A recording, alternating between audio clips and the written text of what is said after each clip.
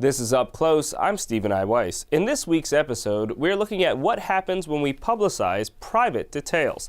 Daphne Merkin is a well-known essayist who has built a reputation for revealing much about herself and digging deeply into the lives of others. We discuss her new book, The Fame Lunches, on wounded icons, money, sex, the Brontes, and the importance of handbags. But these days, all of us are revealing a lot more about ourselves than we ever have before, and much of it is going on without our knowing consent. New York Times columnist Jim Dwyer tells the story of those who would seek to change that in More Awesome Than Money, 4 Boys and Their Quest to Save the World from Facebook. But first, here's my interview with Daphne Merkin. You've got some theories on celebrity when you cobble it all together. What have you found speaking to everyone from, say, Woody Allen to Michael Jackson?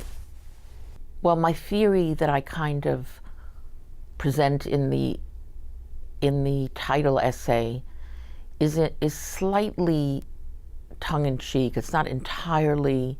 It was my own sort of private rationale. Partly, I'm not that interested straight up in celebrity.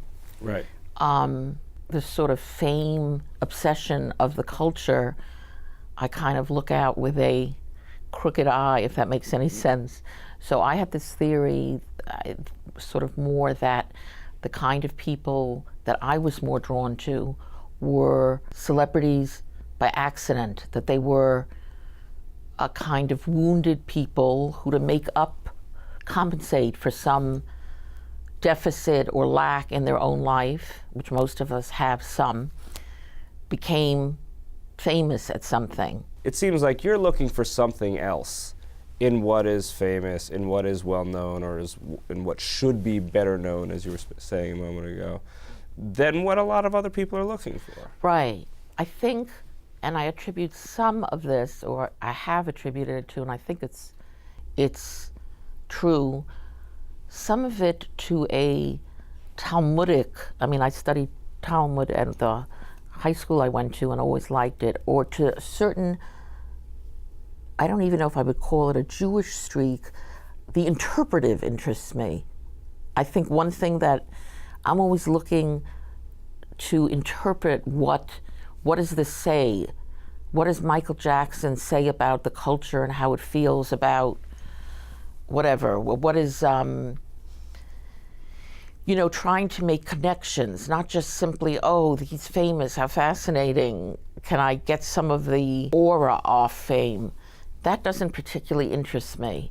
More what interests me is the not famous ingredients that somehow created the person.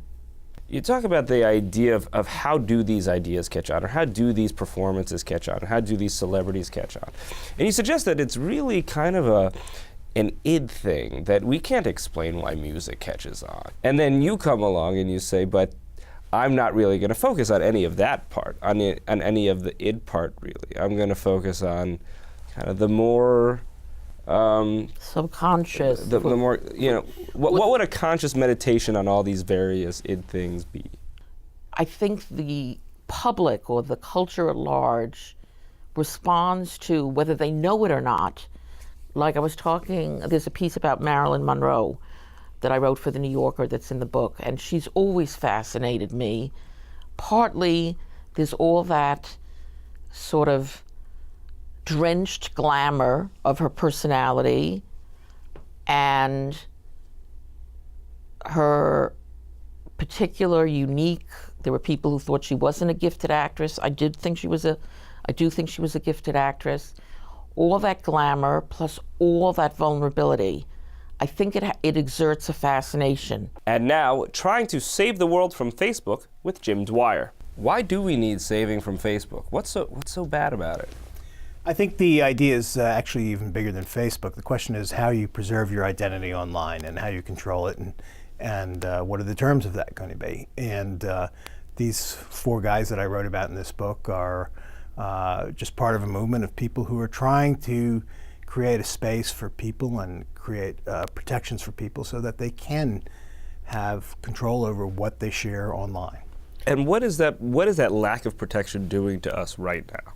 I think we have more surveillance over aspects of our life, about our appetites, about our interests, about where we're planning to go, where we've been, who we're talking to. I think there's more data collected on us commercially than at any time in human history. And that's essentially driving, I think, a lot of the movement among some of the younger tech people to build out a better system. Right, and a lot of people would say, I'm not a criminal. What do I need to worry about if somebody knows what recipes I'm reading, if somebody needs to know what news I'm reading, if somebody needs to know what books I'm reading? It's a question of, do you really understand what is the extent of the information that's collected about you? It's far more than any of us know. Let's say you go on to Amazon and look up a book, my book, for instance. And then Dwyer is more awesome than money. That's right, yeah, that book. And then you just go over to another tab on your browser and you go into Facebook. All of a sudden you'll get pop ads based on what you were just looking at. I went on a hike last summer in Spain, and I'm still getting ads in my browser for high-tech underwear. I think that's more information than I want the commercial world to have about me. That's all for this week's abbreviated web episode of Up Close. A reminder, you can see the full episode of Up Close on the Jewish channel on cable, or listen to the full audio of the show as a podcast, available on iTunes and your favorite podcast player. The Jewish channel is available on cable: Time Warner Cable Channel 1640, IOPTM Channel 505, RCN Channel 268, Cox Cable Channel 1, Bright House Channel 330, Verizon Fios Channel 900, and on Comcast and the on-demand menu on premium channels. For more information, visit tjctv.com.